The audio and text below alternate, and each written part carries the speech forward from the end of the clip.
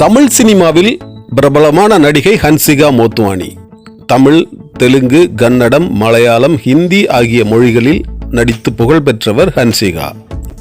நடிகர் விஜய், நடிகர் சூர்யா, நடிகர் தனுஷ், நடிகர் சிம்பு மற்றும் உதயநிதியுடன் நடித்து புகழ் பெற்றவர் நடிகை ஹன்சிகா மோத்வானி.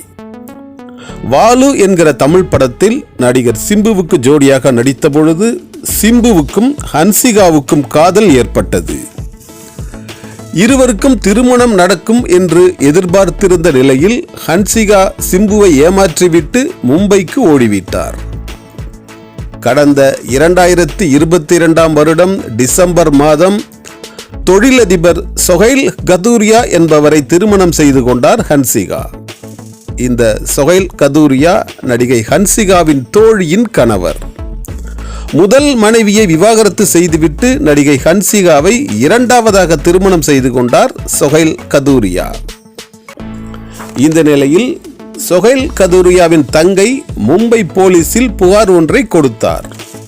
அந்த புகாரில் நடிகை ஹன்சிகாவும் அவரது தாயும் சேர்ந்து தன்னை கொடுமைப்படுத்தியதாக புகார் கூறியிருந்தார். மேலும் நீதிமன்றத்திலும் இருவர் மீதும் வழக்கு தொடுத்தார் சொஹைல் கதூரியாவின் தங்கை.